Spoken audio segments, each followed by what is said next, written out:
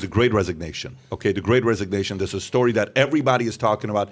A guy tagged me in a post. I just sent it to you. Have it ready to bring it up in a minute here. I text it to you. So this is a CNBC story. This is the biggest reason people quit, and it's 10 times more important than pay.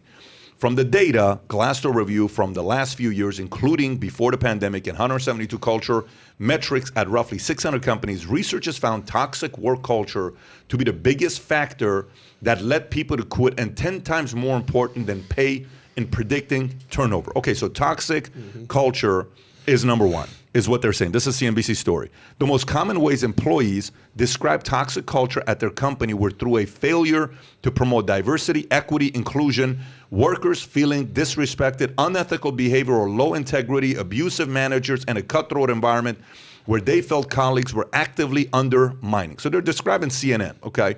So what's significant is that toxic workplace factors lead to a stronger reaction, quitting, more so than other bad work issues. People may grumble about their workplace being bureaucratic or feeling siloed, but they still don't leave. But signs of toxic work culture are making people walk away. So, Tyler, just out of curiosity, is that the only story you have on the Great Resignation, or is there anything else on Great Resignation that you have? On there, that's it. But we can pull a few things up. It's been the top story on LinkedIn. It's like weeks. There's a million stories. Yeah. So this one guy sends me this. And he says, you never talk about this on the podcast. I said, okay, let's talk about it. So corporations right now laid off staff in 2020, okay? Received generous government bailouts, totally agree. A lot of people took the bailouts, shouldn't have taken. They did not need it. A lot of companies didn't need that bailout. We had a board meeting, and our board meeting, I brought this up before, where they said, we can get roughly $4.5 million. I said, we're not taking the money because we don't need it. Restaurants need it. I'm not taking that $4.5 million. Good for you, man. But guess what? You don't have to pay it back. I said, I'm not taking a penny. My board was upset with me, saying every single one of the boards we sit on, they take the money. You ain't taking the money. I said, I'm not taking the money. Why would I take the money? How hypocritical are my philosophies to take that money and put it into the bank account? But you know what? You're going to pay for it through taxes. That makes you think you better take it because you're going to pay through taxes. That's my philosophy. I totally get it. You're going to pay through tax. I'm like, you know what? I'm good. The restaurant needs it. Those 50 million employees in America that are directly or indirectly affected by those restaurants that have to shut down, let's kind of help those guys that I'm going to be okay. Using myths of resignation and labor shortage to understaff. Okay, I have no idea what you mean by that, but okay. This is a liberal Facebook fan page, just so you know. So I'm showing what they put.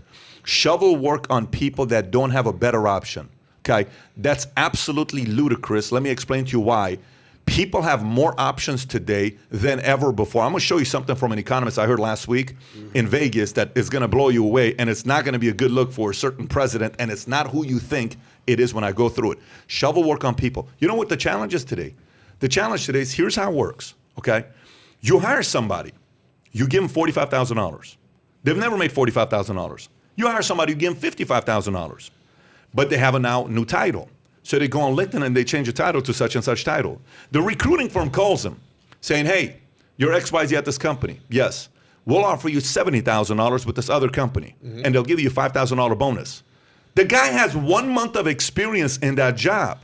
So guess what he says? He comes back to the boss that gave him the job and he says, hey, I love this place, but let me just tell you what offer I just got. If you give me the $70,000 and a $5,000 bonus, we can keep you here. That boss is staying there and saying, what do you want me to do? I need this guy, but you're not worth this dollar amount. So then he sits there and he says, dude, I can't afford to pay you, man, that kind of money. But maybe we can bump you to 60. Let me see what I can do. I'm sorry, I got to take this job. He takes that job at $70,000 with the $5,000 signing bonus. A month later, the same recruiter calls him, calls another company, says this other company wants to pay you $82,000 with a $7,000 bonus. This guy is underqualified. He says, hey man, I'm so sorry, bro, but I love this place, but so dude, we can't pay you. Dude, you ain't worth $82,000, $7,000. I gotta go take the job. He takes that job. Do you know, I know a guy that went through the cycle 4 times by the same recruiter, getting until he got to 6 figures because a company was willing to pay for it.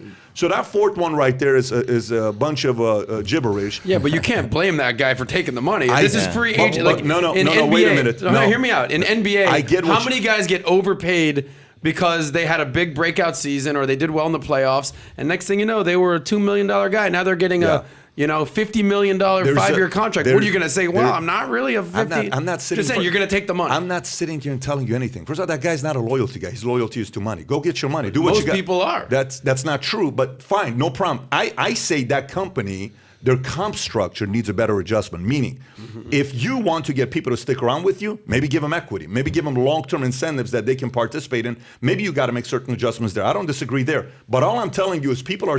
You say most people are driven by money? Okay, so let me ask you a question. I'm not saying most people are driven by money, but I'm saying most people. No, but wait a minute. Can I say this thing? Yes, you said it already. If you're making 45, 55, and all of a sudden someone's giving you 100, and you're actually thinking they're going to maybe not, they're taking the 100 grand. Do you realize, but do you realize what you're setting as your reputation on your resume? Let me explain to you. So you're thinking about getting married one day, no? Yes. Okay. Are you the richest guy in the world?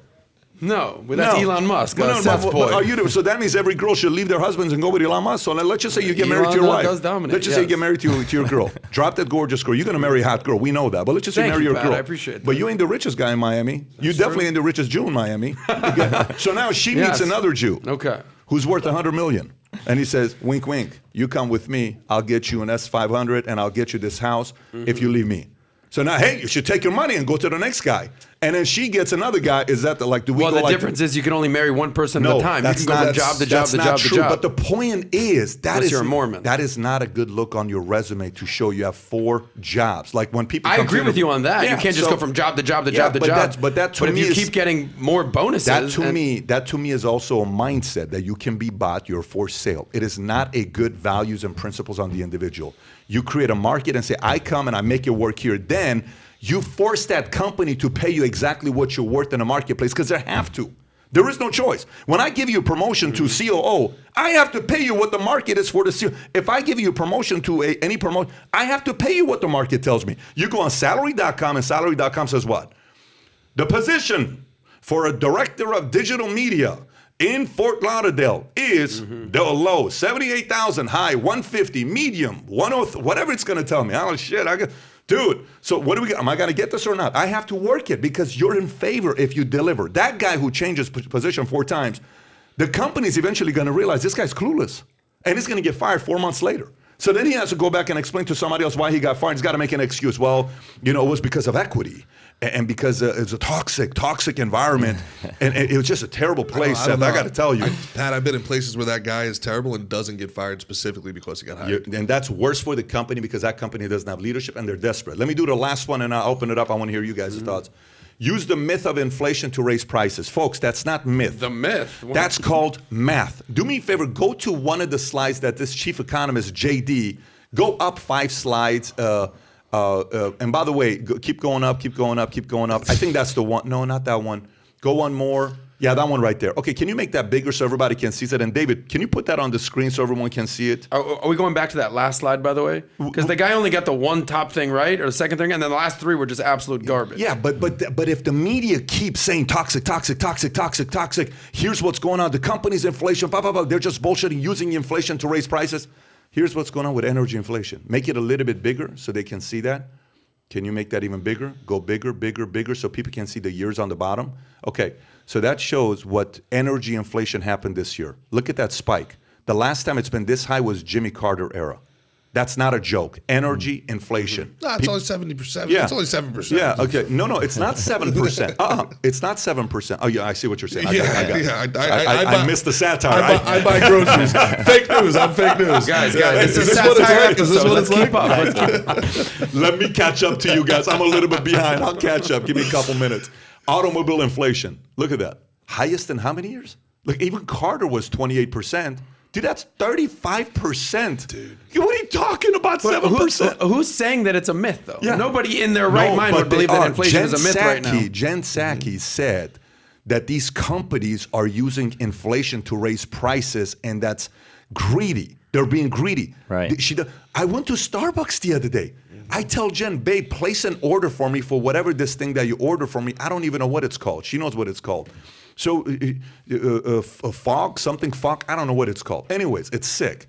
So I get this tea, and she says, babe, I called everywhere. All the Starbucks that I go order when I come back from the gym with E, she says, they don't have the product. So what are you talking about? So I go over there. So I look at the girl at the cashier. I said, hey, can I get this one? We don't have that. Can I get this one? We don't have that. What do you have? So she says, honestly, I don't. I said, just put something in. Let me go talk to the girl at the front. I go to the front. The guy's a diehard podcast fan. Diehard. Like the entire time. He won't let me go because he's following the podcast. He says, Pat, we don't have 80% of our products to sell. I said, what are you talking? He said, we don't have syrup. We don't have this. I can't sell you this thing. I said, just make me whatever. He says, let me see what I can do. Guy goes to the back to make me something that's not on the, on the menu. And he comes back. Oh yeah, they're raising prices. There's shortage of product. If only there was basic like stuff. 100 years of evidence of central planning failing. Yeah. Like if only. Anyways, I mean, the point is that this article by CNBC, the average person reads this article, what do they say? You know, here's how it goes. Okay, you know the guy that flirts with the 18-year-old girl who doesn't have game? And the guy's 29 years old experience, and he sees this 18-year-old girl that's dating a guy that they're together, or like 20-year-old girl, and he says, let me ask you a question. Does your boyfriend, all he care about is working out, doesn't he? Yeah. He spends more time at the gym than you.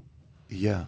Let me guess. He's that good-looking guy that only washes his car and plays video games and hangs out at his boys, and he doesn't give you the attention you deserve. Yeah. If you were my girl, from morning till night, you'd be my focus. I'd give all my attention to you, and I think you need to be treated that way. I'm a little uncomfortable being in between this. Yeah. I would give all my attention to. Taking notes. The point is, you write something like this, someone's going to say, my job doesn't promote diversity, doesn't promote equity, doesn't promote. It is toxic. It's resentment. Yeah. It's all resentment. So, when people say that their workplace is toxic and they're listing these reasons, I'm thinking to myself, what they're saying is, my boss makes more than me. This is a toxic environment. Like, there's not equity here. Equity is like having the same outcome.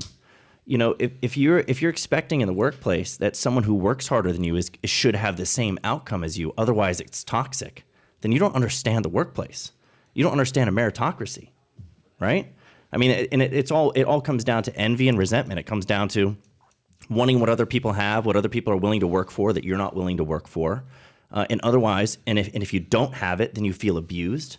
I mean, it's like this childish, immature, resentful attitude that people are bringing into the workplace. When I heard toxic, I was thinking something very different. I was thinking it would be something where it's like this bros world where the guys are like, the patriarchy's in charge and there's like sexual harassment and all this stuff. Like Uber had. Yeah, I wasn't thinking diversity quotas. You're thinking like the and Wolf equity. of Wall Street, what was going on exactly, over there. Wolf of Wall Street, all that kind of stuff.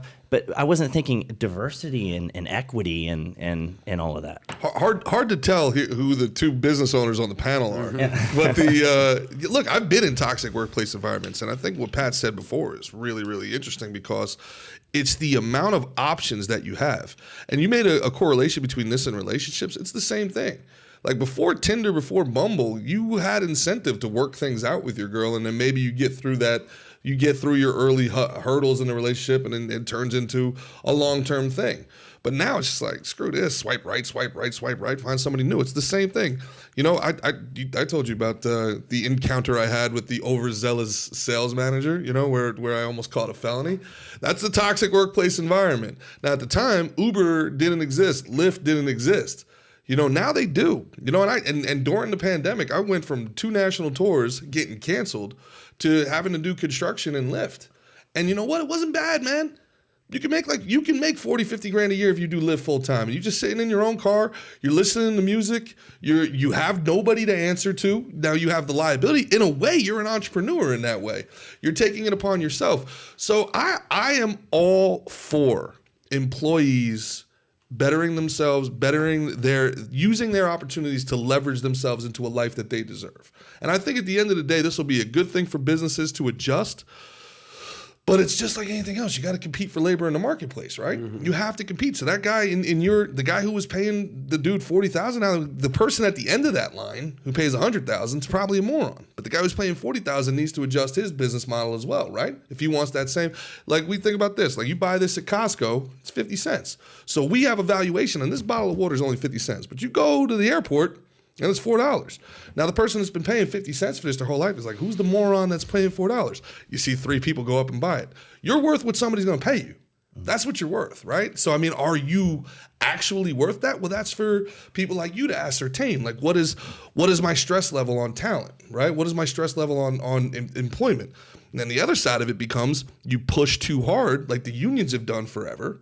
And it's like, okay, well, now you're forcing us to find another way to do your job because you're too expensive, and in come the machines or the outsourcing, things like that. So, I mean, I just think we're in a very disruptive time right now where there's people that, again, you know, I don't want to go on one of these long rants, but it's like you talk to kids under 25 years old, not a single one of them thinks about the buying a house and the white picket fence, and like they just think that they're going to live paycheck to paycheck their whole life. So if I'm not enjoying what I'm doing, I'll bail and I'll find something else. So if you enjoyed this little short segment from the podcast that we did, here's another short segment to watch. Or if you want to see the entire podcast, click over here. Take care, everybody. Bye-bye.